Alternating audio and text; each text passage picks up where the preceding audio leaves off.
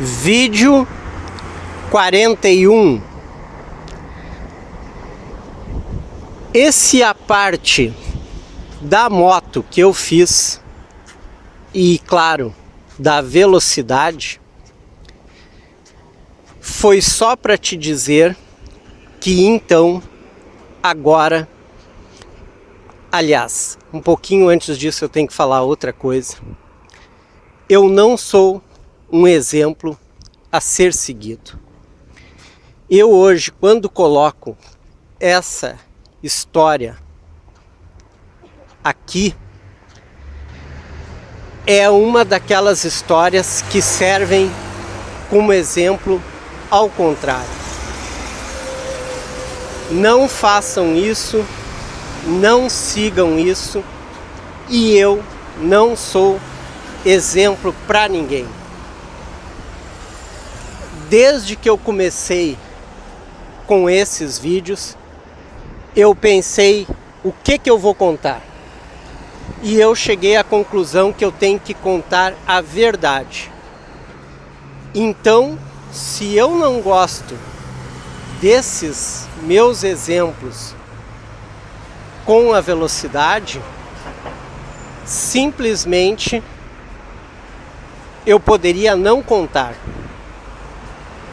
Só que a minha história está sendo relatada fielmente.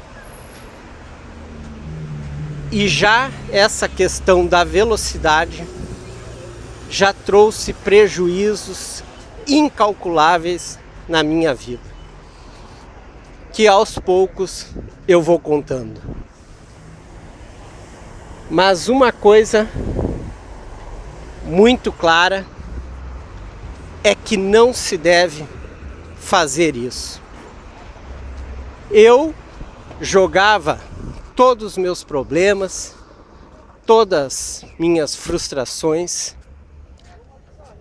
na velocidade, na bebida, nas mulheres, ou seja, tudo no excesso, né?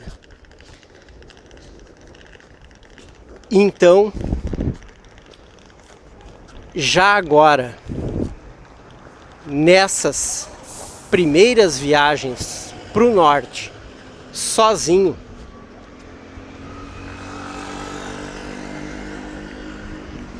eu ia de uma maneira alucinada. E tinha uma diferença e um contexto para eu preferir viajar sozinho. Eu sempre tive muito medo de machucar alguém e de machucar alguém que estivesse comigo. Então, o aspecto de viajar sozinho era de uma maneira mais tranquila para mim. Porque ali, se eu me excedesse e se eu errasse, eu ainda contava que o prejuízo ia ser só meu, né?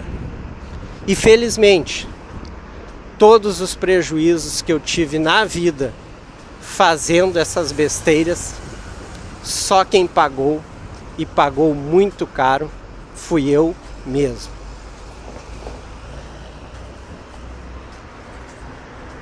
Neste contexto, eu pegava a estrada para o norte de Portugal,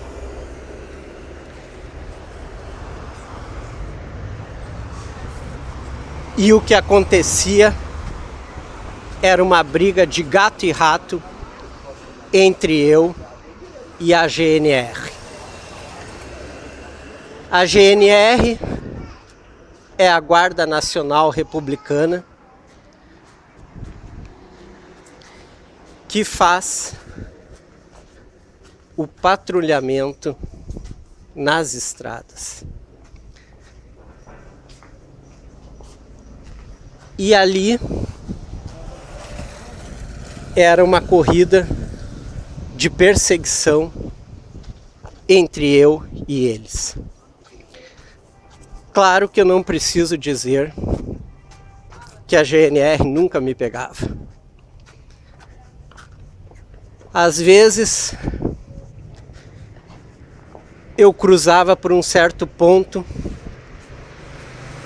e eu via a viatura largando atrás de mim e eu pensava, não vai adiantar, né? E isso, apesar de ser muito errado, me transformava numa pessoa muito eficiente. E já nas primeiras viagens, era notório que eu era muito rápido. Então eu chegava em Lisboa, já tinha outra viagem programada para o outro dia. E aqui nessas viagens para o norte, eu gostava, por exemplo, muito de passar em Coimbra à noite. É engraçado, né? Um sujeito estúpido como eu entrava na Universidade de Coimbra e ficava contemplando os prédios e imaginando nas grandes figuras que já tinham passado por lá. E aquilo era um banho de cultura que eu gostava de fazer sozinho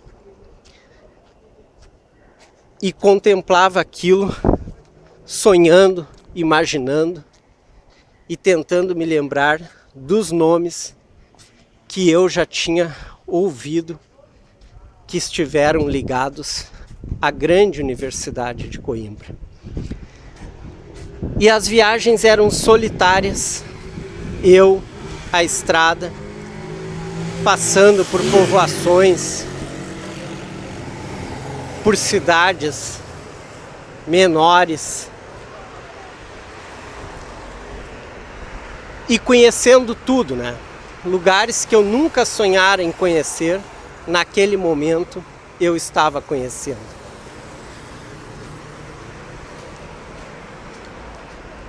Quando